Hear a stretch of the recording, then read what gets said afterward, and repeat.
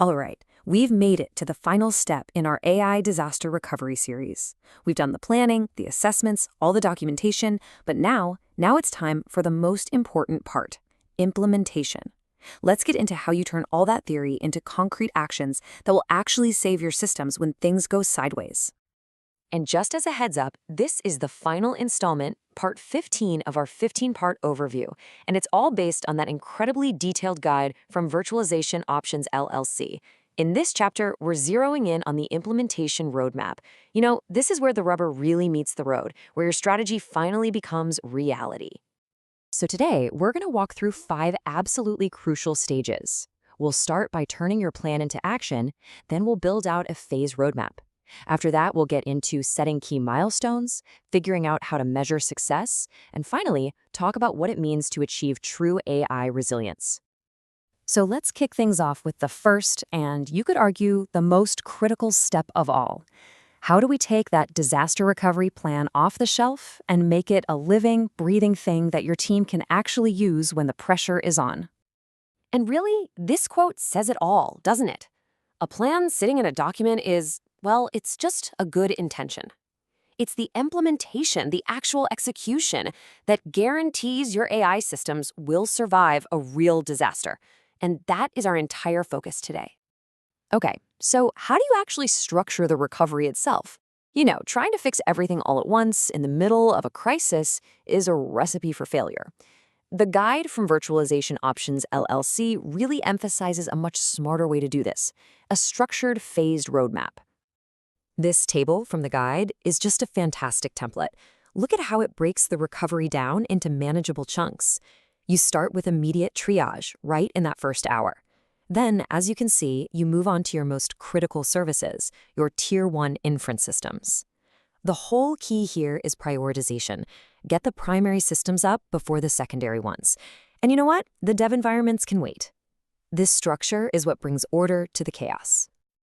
But, and this is super important, you have to remember this is just a template. It's not some rigid set of rules. You've got to tailor it to your environment. For example, maybe your training infrastructure is actually a Tier 1 dependency for a critical model. Well, then you have to adjust that sequence. Documenting all these dependencies is absolutely key to creating a plan that's both flexible and effective. All right, so let's move on to milestones. If the roadmap is your high-level timeline, think of milestones as the specific, tangible steps along the way. They're what tell you you're actually making real progress. I mean, think about it. How do you avoid just running around in circles when everything is down? The answer is having these predefined, crystal clear, and actionable milestones. They are your anchor in the storm.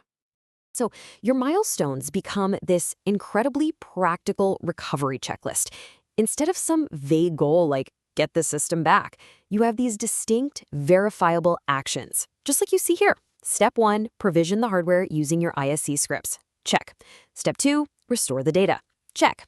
Step 3, validate that data. Check. Every single completed step is a confirmed milestone. It's a small victory on the way to full recovery. Okay, milestones tell you what you're doing, which is great. But success metrics, they tell you how well you've actually done it. This is all about moving from we did the thing to we actually met our objective.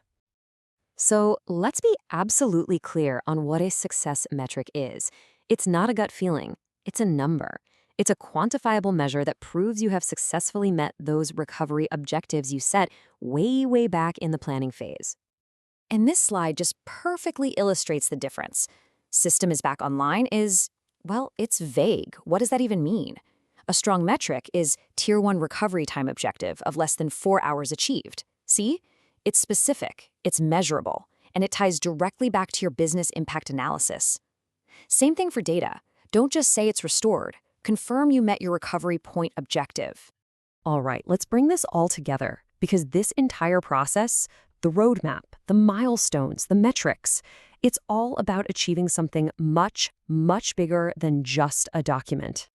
And this is the ultimate goal, right here. The real prize isn't a static plan that sits on a shelf collecting dust. It's building a resilient organization that has the dynamic capability to actually execute that plan. Your roadmap is the engine that transforms a plan into a real protective capability for your business. So we'll leave you with this final thought. Once you have a robust, tested, and executable DR plan in place, you've done way more than just mitigate risk. You've created a stable foundation, and with that foundation, you can innovate and build the next generation of AI systems with real confidence.